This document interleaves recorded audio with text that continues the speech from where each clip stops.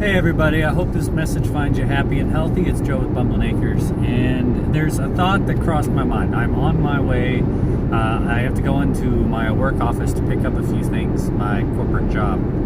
And there's something I think that Corona has shown us as a society. There's a lot of things that we've learned from the effect of Corona, and one of them has been the amount of fear and the power of fear in a tangible way that many people already kind of knew, but now you're really, it's in your face. What will people do when fear is involved? So that's a huge lesson. But to me, has really been how many people have never in their life practically decided what was worth dying for. Now, as a service member, as a Marine, as a family with wife, a 17-year-old son, a child on the way, I think we all have a lot of throwaway things. Family, I die for my family. I die for this. I die for that. And for me, there's a lot of things that I would die for. It's almost kind of after time in the Marine Corps and the kind of family I grew up with, sacrifice is kind of an understanding of life. That there are situations that could happen that would require my sacrifice, and I would do it willingly,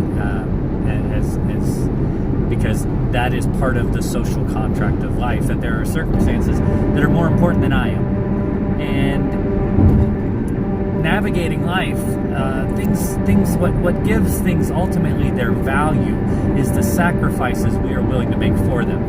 And we have, capitalism as a social structure has allotted dollar values to things and a market value, and that has become kind of the value we get from it. But it's all based off of those dollars represent the time that we have committed to something to gain those dollars to commit. So it's still a matter of what are we willing to sacrifice for something determines its value. The larger a dollar item is, the more hours we have had to sacrifice to acquire the money to do it. So it's still, what are we willing to sacrifice for? And I do not believe a paycheck is worth sacrificing anything for, in and of itself. Money is not, in and of itself, money is not worth a sacrifice. But what money represents can, should, and is a sacrifice worth making. And it would be worth sacrificing my life for. I am blessed with a homestead, and I am blessed to be busy on my homestead. And especially now, we're raising our animals. It's right in the spring, so we're getting our gardens ready. All these great things are keeping us moving in the right direction. And I'm blessed with a corporate job that still is I'm still working during all of this, working remotely. And I'm not telling someone that, being a cashier at whatever, fill in the blank, that's worth sacrificing your life in and of itself. A paycheck is not that. Especially, a lot of companies need to recognize that, never sacrifice more for your company than your company is willing to sacrifice for you.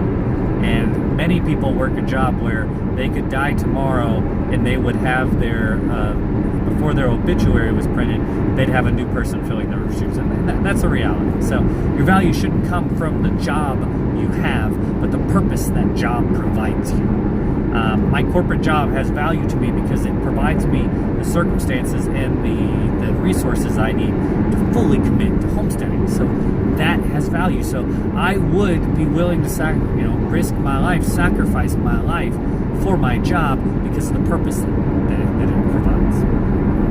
But a lot of people in society have absolutely never apparently crossed their mind what a tangible sacrifice for their life is. And it shows in the level of fear. In cultures that have a significant rhythmic threat of death. You'll see this in the Philippines, a lot of Asian countries with, you'll see this in earthquake-prone areas. You'll see in the Ring of Fire. You'll see this in areas where they get a regularly timed, systemic act of God that comes with somewhat regularity and it kills people and it destroys things, and it's like a clockwork. Every year this is going to happen. You see this with mudslides in California. Why? Nobody cares. Why? You can have these big raging fires that come through and it doesn't change anything, because these are acts that occur regularly enough where it emits a fatalistic response, and not fatal like we're used to thinking of fatal as something like a fatal stabbing wound. Fatalistic in that it is going to happen, and life goes on. You have to keep going. You can't just stop moving forward because of the circumstance that's happened around you. And you'll see in a lot of these cultures is this very fatalistic mentality that, okay, well, I'm just gonna keep moving on. I'm gonna keep taking care of my family. I'm gonna keep working, and in light of Corona, everyone's they want to be perfectly safe. I want to be safe all the time, and you're not going to be. You weren't any safer from in terms of life. The percentages of being killed by Corona is still very, very small in the list of things that you're going to die from. But we have, as a society, had to confront the fact that we are mortal creatures. We have a short lifespan, even if we live the full length of our life.